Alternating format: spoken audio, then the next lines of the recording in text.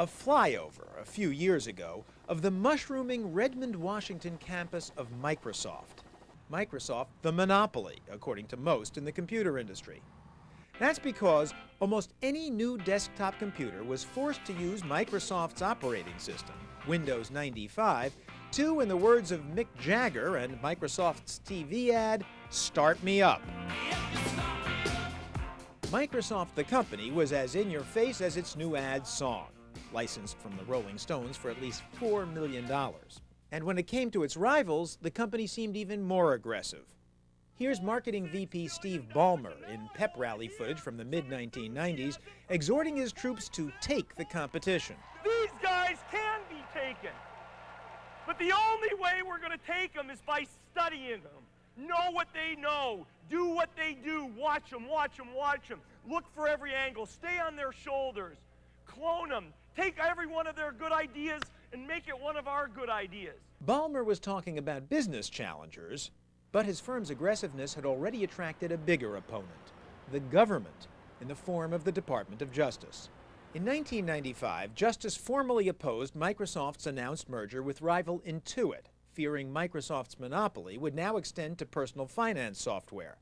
Facing lengthy litigation, Microsoft backed off. But the battle quickly moved to another front.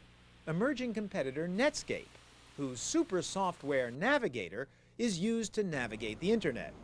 In early 1996, Netscape CEO Jim Barksdale was strutting. 38 million copies in 18 months and 3 days. Why? Because it works. Just rated by an independent service at a 99 out of 100. They said it was one of the highest, if not the highest, customer acceptance of a piece of consumer software they had ever tested. The problem was, Netscape's breakthrough Navigator not only took the browser market by storm, it even threatened, someday perhaps, to bypass Microsoft's Windows monopoly. So Bill Gates used his power. He spent hundreds of millions of dollars to upgrade Microsoft's browser, Internet Explorer, and unveiled it in the summer of 1996 to nullify Netscape. Well, the product we're introducing tonight is Internet Explorer 3.0. And there's a lot of neat new things about Internet Explorer 3.0. The product is priced to sell. They're laughing for a very important reason. Priced to sell meant the product was apparently free. Computer makers had to buy Windows from Microsoft. The new browser would automatically come with it. In which case, why buy Netscape Navigator? Furthermore, computer makers weren't allowed to remove Microsoft's browser in favor of Netscape's. The results? In 1 year, Microsoft's share of the browser market rose like a rocket, from 3% to 39%, dropping Netscape from 80% to 58%. It was at this point, in the fall of '97, that the Department of Justice really bore down on Microsoft, raising the question that's been key ever since. Was Microsoft using its monopoly power to unfairly knock off the competition? In antitrust law parlance, was it performing bad acts? Joel Klein of the Justice Department. I believe Microsoft is a monopoly with respect to the Windows operating system, and I don't have any doubt about that. But is it an illegal monopoly in the sense that they use that power to perform bad acts? If they use that power to perform bad acts, that violates the antitrust laws. Being a monopoly per se is not illegal. But if you use monopoly power in a way that is predatory or harmful to the market, that is the kind of thing we would obviously be looking into. The specific predatory act Justice looked into most deeply was tying. Microsoft tying or bundling its browser with Windows and forcing computer makers to install them together. A federal judge agreed with Joel Klein's complaint that this was harmful to competition. You got to take our browser and you can't uninstall it. That was a forced tie, and that's what the antitrust laws is here to stop. Taking that monopoly power and trying to push products that are competitive products to end up being part of your monopoly. For the moment, justice prevailed. Computer makers can remove Microsoft's browser from the screen while Microsoft appeals. But to Netscape attorney Christine Varney, who joined us at Computer Renaissance in Virginia, Microsoft has used other tactics to eliminate her company as competition. There's one way to get to the internet on every computer in this store, and it's going to be the internet icon. And when you click on that internet icon, you're going to get what Microsoft considers the best way for you to get to the internet, which is the Internet Explorer that's produced by Microsoft. In fact, the only browser pre-installed on any of the computers here was Microsoft's Internet Explorer. There's a globe called the Internet. And what happens if I click on this? You will begin the process of installing the Microsoft Internet Explorer. It just says Internet Connection Wizard. That's right. And if this computer were connected to a phone line, what you would get is a list of internet service providers that are Microsoft-approved internet service providers that will offer you a connection to the internet using the Microsoft Internet Explorer browser. In fact, Microsoft is tying Explorer more and more closely to Windows. For instance, on an IBM computer we picked out at random in early April, the very first screen that popped up was this, Internet Explorer 4.0. And notice that channel bar on the right. It provides instant links to sites in cyberspace, sites Microsoft chooses. Prominent among them, other Microsoft businesses like MSN, Microsoft's rival to America Online, and MSNBC, Microsoft's news website. What happens when you click on Travel? You get a link for Microsoft's online travel agency, Expedia. Click on Business, and Microsoft's online stock trading system appears. The most precious real estate in America is right there, and Microsoft controls it completely. You want a piece of that real estate, you play by their rules, and their rules include you do not carry competing products.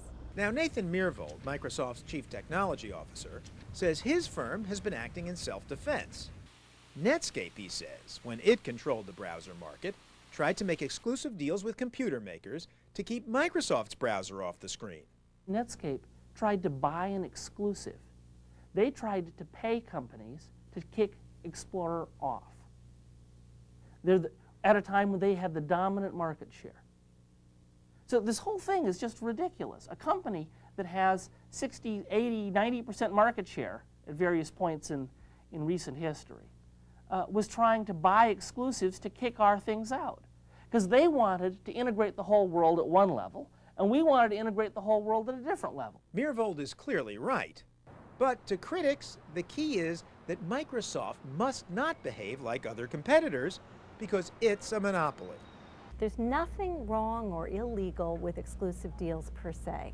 But when you're a monopolist and you use your monopoly power, the first screen, the operating system, the guts of the computer, and you condition the sale of the essential element to make the computer run on an exclusion of any competitor's products in another market, that's illegal.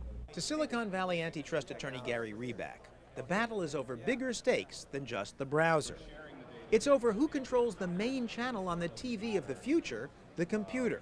It's one thing if a company monopolizes software. It's quite another thing if a company monopolizes access to the internet, because our lives increasingly are going to be conducted over the internet. Your kids are going to do their homework over the internet. You're going to deal with your bank over the internet. You're going to buy symphony tickets over the internet. And the fear of the Justice Department is you're going to have to do it all with Microsoft. I don't want to live in a town in which there's one gas station. I don't want to live in a town in which there's one drugstore. And I don't want to have the guy who has control of the operating system decide what browser I should use. Now, however, comes the crucial question. Is what Microsoft's been doing really one of those illegal bad acts? Attorney Rick Rule says his client, Microsoft, is just being a tough competitor. The law is pretty clear that when you're talking about unilateral behavior of companies, we allow them to engage in conduct that may be innovative, that may be different, that may even have some adverse impact on competitors if it has a legitimate business justification, if it's bringing benefits to consumers. And if it's doing that, it's not illegal, even if somebody is proven to have monopoly power. Now, Microsoft says it doesn't have a monopoly, since software is the fastest moving, most competitive industry on earth. But even if it did, how is it hurting consumers? When it buys up cutting-edge companies, for example, and eliminates them as competition, Microsoft makes their products cheap and widely available, as when it bought Front Page, software for consumers to create their own websites on the internet. Mike Angiulo. We've been able to ship version after version in a really short timeline, get out there and win a whole lot of industry awards, and give customers an easier and easier product with more features in it. So we've taken something that worked and made it into something that's just the best and the easiest out there, but we're never done. As to the core charge, that Microsoft is tying or bundling separate products into Windows and thus killing competition, Nathan Myhrvold thinks government intervention would hurt consumers more than it could ever possibly help them. If you want to create a principle that says if anything is ever sold separately, we can't add it in, then you're going to stop innovation in operating systems. I think that's bad for everybody. Joel Klein, of course, begs to differ. The question is, if you've got a monopoly on this desktop operating system, what are the limits of what you can bundle? Can you decide all the content that goes on the desktop, which TV shows get put on the desktop, which travel agencies, which commercial operations? What are the limits? Which spreadsheets? All of those things are things that certainly need to be thought about. To Joel Klein, the bottom line is consumer protection. And surely, if Microsoft didn't keep adding new features to Windows, the price would be a lot lower than it is. But wait a second, says Microsoft. The total price would be a lot higher if the features had to be purchased as separate products. The process would be more complex. So, is Windows helping or hurting consumers? Well, it depends on how you and I look at it. And that may turn out to be the decisive issue. How we perceive what Microsoft's doing.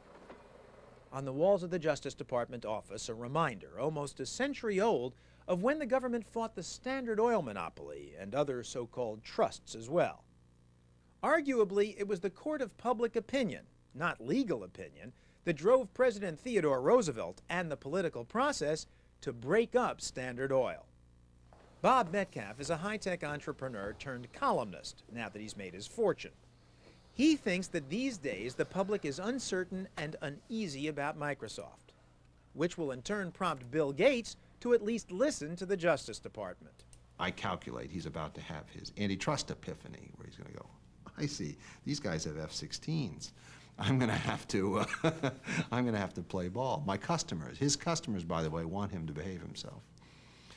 My readers, his customers, want to be served by Microsoft, and among the things they want from Microsoft is choice. They want Microsoft to allow them to have the freedom to choose other things. So to better serve their customers, they're going to have to play ball with justice. In fact, some say Gates is already having his antitrust epiphany and point to recent compromises by the company and an appearance before Congress. Mr. Chairman, members of the committee, thank you for this chance to present my thoughts on competition in the software industry.